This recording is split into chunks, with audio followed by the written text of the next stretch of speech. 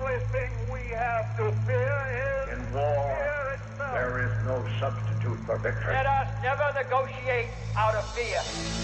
We stand undivided, forever united, fighting hand in hand for the liberty we've earned, for glory and honor, for our sons and daughters, ever mindful of the lessons we've learned. Let the torch of freedom burn.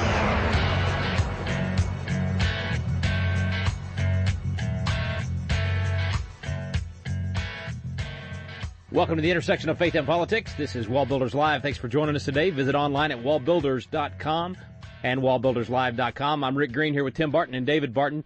And guys, I got to tell you, I'm very jealous of you for a reason. Y'all have both been to Israel and I haven't. I tell you what, that is a trip that everybody needs to make.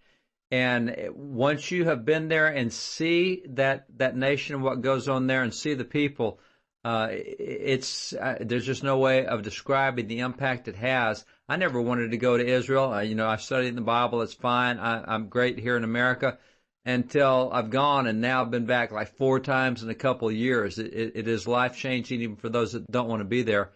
And right now, Israel, of course, is in the middle of a bunch of junk going on. And at WallBuilders, we've actually sent out a couple of emails to folks saying, hey, we got really close contacts in the political and the military world in Israel, and we're getting emails from the Navy SEALs in Israel, from the Army, from the Air Force, others, saying that they need help. And unlike here in America, Israel puts its money into technology, into the Iron Dome and the missiles to knock down the incoming missiles. They put it into buying F-16s. They don't put it into buying canteens for their soldiers. They don't put it into buying flashlights for the soldiers that went down in the Hamas tunnels to get the bombs and booby traps out. And so just with a couple of emails, folks at WallBuilders responded in a phenomenal way. And we're able to send very large amounts of supplies and resources to Israel, to the branches of the military there. And we've gotten back great, phenomenal thank you from them. So we pass that on to our folks.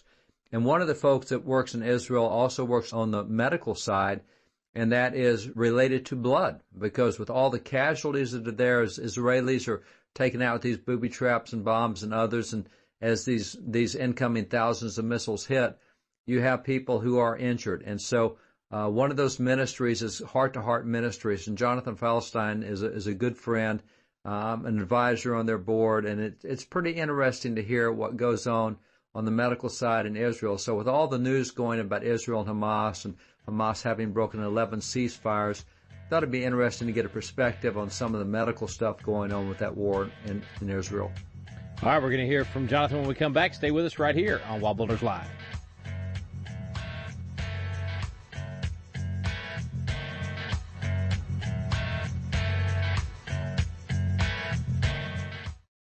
This is David Barton with another moment from America's history. Today, there are numerous documented accounts of individual students being disciplined simply for bringing a Bible to school. Fisher Ames would have been appalled at this open hostility toward the Bible. Fisher Ames was the founding father who authored the House of Representatives language for the First Amendment. In his day, he vehemently objected to any attempt to minimize the Bible at schools. In fact, he declared, "Why should not the Bible regain the place it once held as a school book? Its morals are pure, its examples captivating and noble. The reverence for the sacred book that is thus early impressed lasts long, and probably, if not impressed in infancy, never takes firm hold of the mind." Founding Father Fisher Ames, the man most responsible for the wording of the First Amendment, believed that the most important school book was the Bible. For more information on God's hand in American history, contact WallBuilders at 1-800-8-REBUILD. Let the torch of freedom burn.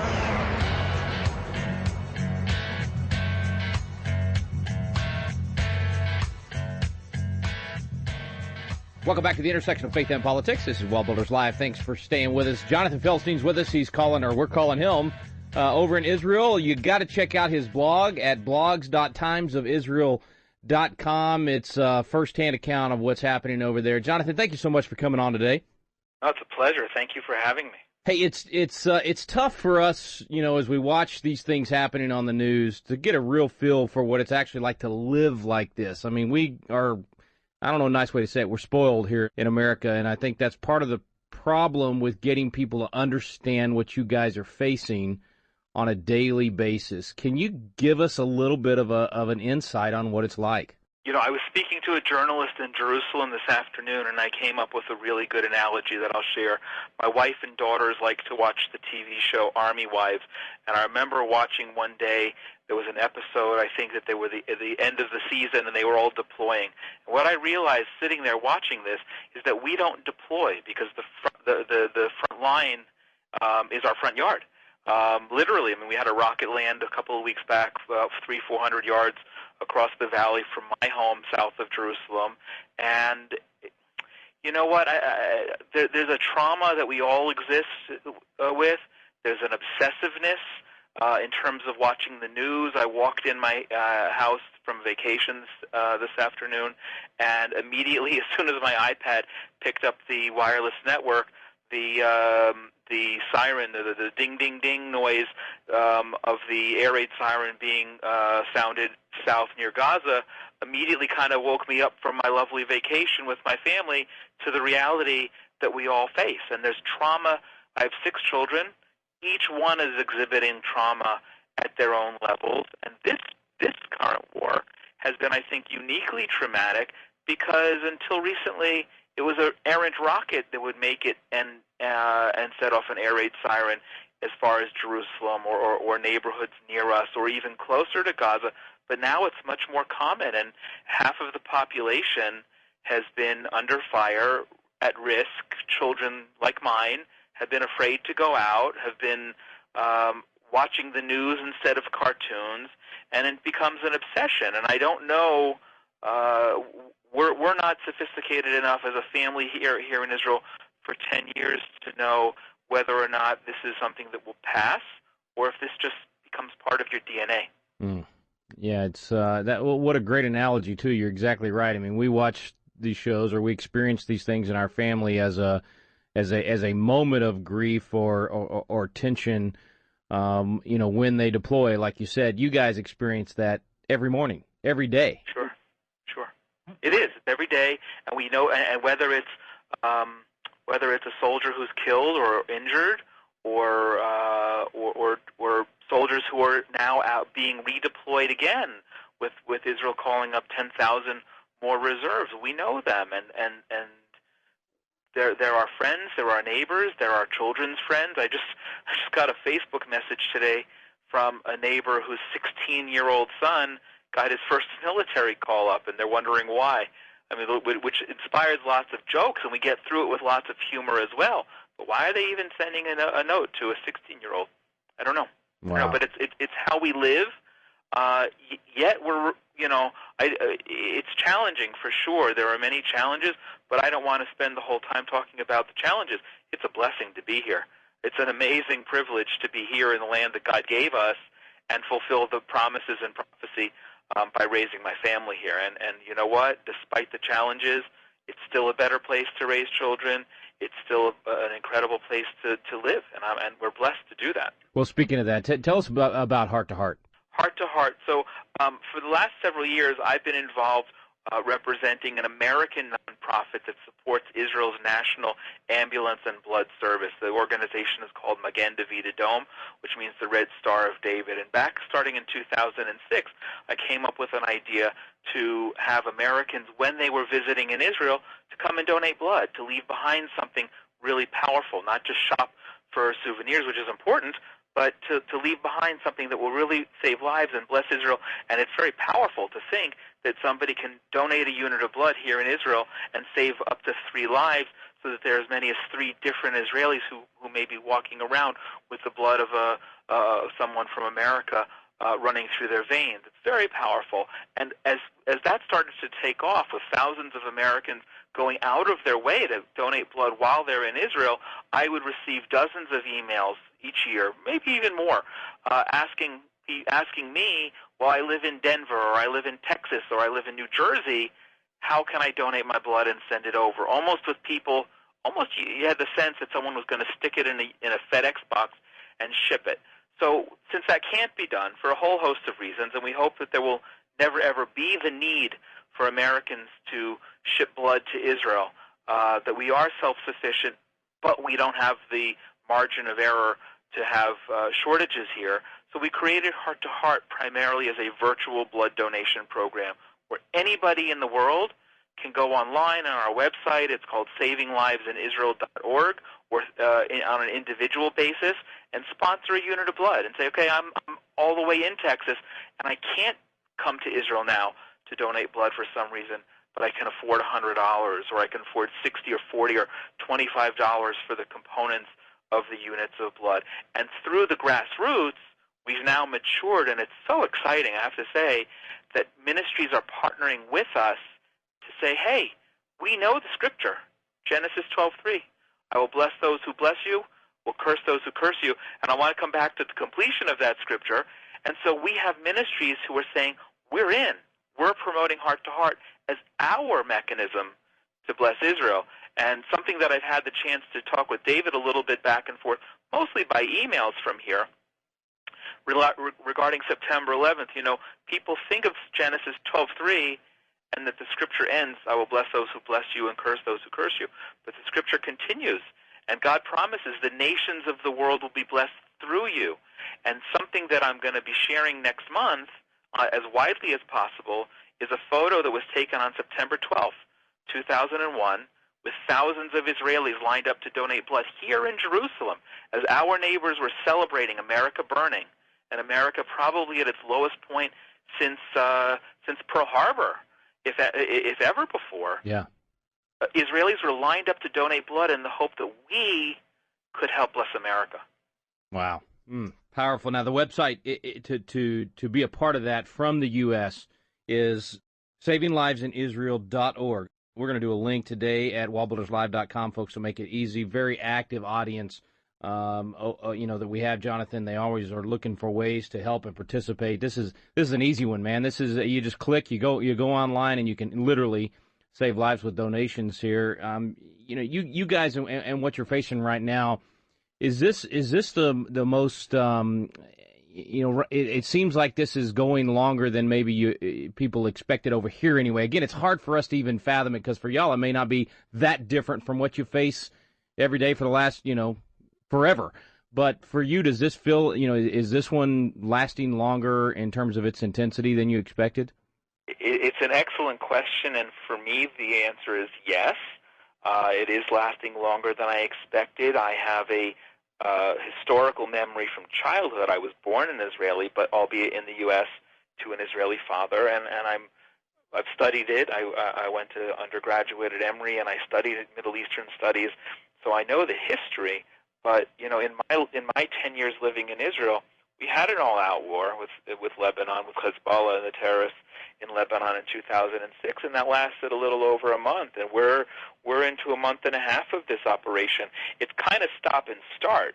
It's not full-scale battle for the last 45 days, but it does puzzle me a little bit that it's going on as long as it is. Though, if we look at it, and we don't have to look so far, it's on the American news in terms of Islamic terrorists who are beheading journalists, who are crucifying Christians in Iraq and Kurdistan and other places in the world, and threatening us all. We're up against an enemy. It's the same enemy, and they are relentless, and they don't care about time and what's logical to you and me as Western Jews and Christians. There is no logic, and so I'm puzzled, but I shouldn't be, because it's sort of an anything goes with them. Yeah, it certainly does. Jonathan Feldstein is our guest. Stay with us, folks. Back in a moment right here on WallBuilders Live.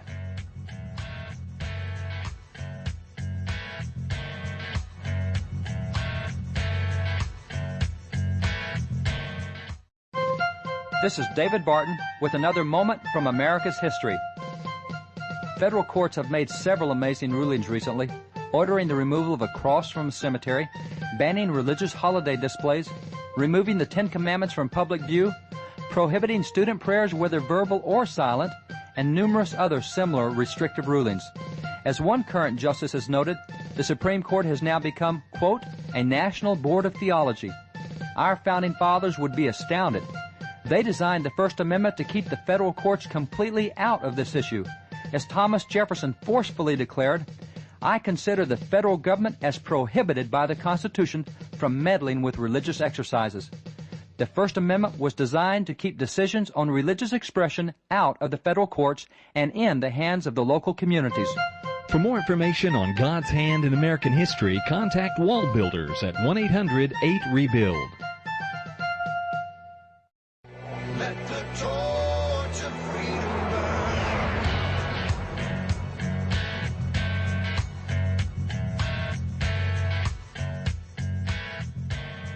Welcome back. Thanks for staying with us here on WallBuilders Live. Our guest today, Jonathan Feldstein, Heart to Heart Ministries. And we're going to have lots of links for you today at our website, wallbuilderslive.com, so that you can help out with those in Israel right now. And Jonathan, when we went to the break, we were just talking about how that those that are attacking Israel, there really is no limit to what they are willing to do. And is that it's hard over here. I don't know if you get a sense of this from over there, but over here the media tends to portray, quote unquote, both sides as almost moral equivalents, and I can't imagine how people buy that, but they do, and maybe it's just because of how it's reported, and they're not given both sides. Does that frustrate you with the way that that's portrayed in America? It has to. It's not just in America, but in the world, and I think in the rest of the world it's probably even worse. It frustrates me deeply because other than the fact that Israel is held to a standard that's ridiculous, but we hold ourselves to that standard. We're the most humane country in the Middle East. We're the only democracy. We're the only country where you can drive down a street and see road signs represent in Arabic that represent and respect and honor our 20% of the country that are Arabic speaking. So it puzzles me. It frustrates me to no end. I think you hit the nail on the head. People are looking for a moral equivalence, even as something as simple as a New York Times headline recently, which equated the barrage of rockets fired at Israel hours before the end of a ceasefire and Israel's response to that as being the both triggers that somehow simultaneously broke the ceasefire. You can't break something twice. It's broken. And it's deeply frustrating. People aren't getting the truth. And I think people have a sense of their heads in the ground, because what I said before is that we really are facing the same enemy, whether we're Jews or Christians, whether we're Americans or Israelis, and we need to be aware of it, not put our heads in the ground, and we need to stand up strong against them. That's a great point. It's just not putting our heads in the sand and actually realizing what we're up against. Because it's not just the timing and who strikes first and that sort of thing. I mean, you mentioned in one of your blogs, having children and women forced to stay on top of roofs to protect these guys, and I mean, just the types of things that they do that Israel would never dream of doing, and yet we still portray. I say we, the media, portrays the sides as equal. I don't know. I have a hard time understanding how people fall for that. I mean, of all people, Joan Rivers, I saw her just lambaste a reporter and say if they would stop firing at Israel, this whole thing would stop. And, I mean, she was so right. I'm thinking it takes Joan Rivers to put this thing in perspective for most Americans. But I feel your frustration. I can't possibly relate to what you have to deal with on a daily basis. But watching it from over here, I thank God for ministries like yours that we can help and maybe get rid of some of our frustration by actually helping some of the folks that are trying to do the right thing. So thank you for what you do. And thank you and your listeners for the prayers and the support, because it means a lot. And one of the things that I'm blessed to be in the middle of that, and I get to share with my Israeli friends here how much we have friends who are praying for us all the time and who really do care and who know the truth. And that's deeply important. So the best thing to do right now is for folks to go to savinglivesinisrael.org. and be a part of your ministry through that. And then we have a lot of our listeners that do take trips to Israel. If they're going to do that and they want to give blood, how do they reach you? Same website? They can go through the website, or they can contact me at my Gmail, which is firstpersonisrael@gmail.com, and contact me. Let me know when they're coming. Just got a group of 120 Chinese and Korean Christians who are coming here, I think, next month, and they want to come and donate blood. So we have a system to try and pre-qualify so we don't have disappointment, and we're efficient, and we get people to come over. And you know what, on a personal level also, I just welcome the dialogue. I welcome people reaching out and saying, hey, Jonathan, we love you, and we care. What can we do? And always prayer is at the top of them. But there's so many. And in fact, if I'm not mistaken, there was a doctor from, he may be listening right now, who contacted me through WallBuilders, offering to come and volunteer here. Now, those are typically not easy opportunities, but the support that it means for all of us is really very deep. Excellent. Jonathan, is it, for First Person Israel, is that the number 1 ST or FIRST? FIRST, PERSON, ISRAEL at Gmail. That's a personal email that I use for my blogging and writing and just a virtual fellowship with lots of friends. Excellent. Well, we'll also do links for the blog as well. Jonathan, God bless y'all. Thank you so much for coming on today. Thanks for sharing, keeping you guys in our prayers. Thank you. God bless you. Stay with us, folks. Back in a moment with David Barton.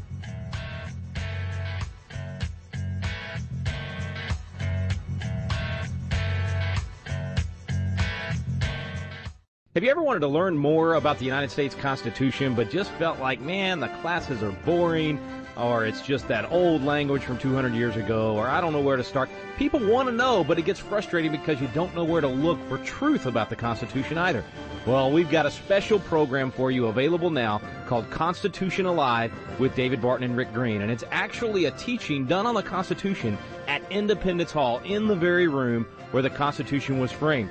We take you both to Philadelphia, the cradle of liberty and Independence Hall, and to the WallBuilders Library, where David Barton brings the history to life to teach the original intent of our founding fathers. We call it the Quick Start Guide to the Constitution because in just a few hours through these videos, you will learn the Citizen's Guide to America's Constitution. You'll learn what you need to do to help save our constitutional republic. It's fun, it's entertaining, and it's going to inspire you to do your part to preserve freedom for future generations. It's called Constitution Alive with David Barton and Rick Green. You can find out more information on our website now at wallbuilders.com.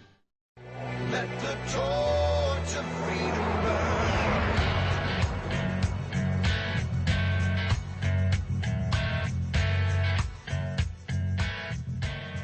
Welcome back. Thanks for staying with us here on WallBuilders Live. Back with David and Tim Barton. And guys, this is hard for me to even fathom or imagine. But like we said at the beginning of the program, y'all, you've been over there. I mean, Tim, what was it? Was it easier for you not only to envision the stories from the Bible and that sort of thing, but now as you watch the news and you see this conflict, I would think it means a lot more to you since you've actually been there and seen it on the ground. Yeah, Rick, you're right. It really does. It's hard to have a perspective of somewhere you've never been, and pictures can only do so much. One of the fun things when we got to go to Israel for the first time is it really made the Bible come to life, where it was like when I read the Bible, I was reading a live action storybook. You could see it happening, and it was not like anything I'd imagined before. When I would read the stories of the Old Testament, or read Judges, or read 1 Samuel, and read about David, and I had a mental picture of what that was, and I got to Israel and realized that's so different. Well, it also does a lot with regards to what's going on with ISIS and the attacks from Hamas and all the groups right now, that the Muslim terrorists attacking Israel. It really does give a different perspective, having been there and seen how small the nation is, and seeing the borders and seeing what's going on. You really do have a totally different perspective. And so as Jonathan was talking, hearing all he was saying, I was able to have a mental picture, and it's so different than what we think, especially for us being in Texas. We're used to a big state and grandiose things and guns and all this kind of stuff in Texas, and Israel is so different. And so it really does put a perspective. It's not like what we think, and even culturally, seeing the Israeli people, the way they operate, it's so different than than the picture that is painted. And I thought he did such a good job. And as you brought it out, the way the media has so skewed this to make it seem like it's two even ideological and moral components going against each other, that's not even close to the case. But listen to the mentality they had too. Now, I love what he said about they don't deploy over there, and they don't because it's their homeland. I mean, they're under constant attack. One of the friends I have in Israel is over 1/3 of the intelligence forces in Israel, and on his hiking map, he likes to hike from his house, but on his hiking map, he has 2 enemy nations on that hiking map that are within hiking distance from his house. That's how close the enemy is to them over there. So, but I love what Jonathan said. There was no whining, no complaining. He said, this is the best place in the world to raise kids. We're going, wait a minute. That was cool. How can you say that? Well, unless you've been there and seen what it's like there and see how God has blessed that people. It's not a particularly different land, but the blessing of the Lord is there in a real way. And these guys recognize it. And it is remarkable to be there. And I love what Jonathan said about the picture he has. And he's told me about it before, of all the Israelis lined up donating blood after 9/11 to help the Americans. And so all these groups, if you're going on a church group to Israel or whatever, man, when you get over there, I love what he said about the Chinese group coming in. They're donating blood. When you go to Israel, take a little bit of time, donate blood while you're there. It's a great ministry to help our best ally in the Middle East. Good stuff. Thanks, guys. Thank you, folks, for listening. You've been listening to WallBuilders Live. We stand undivided.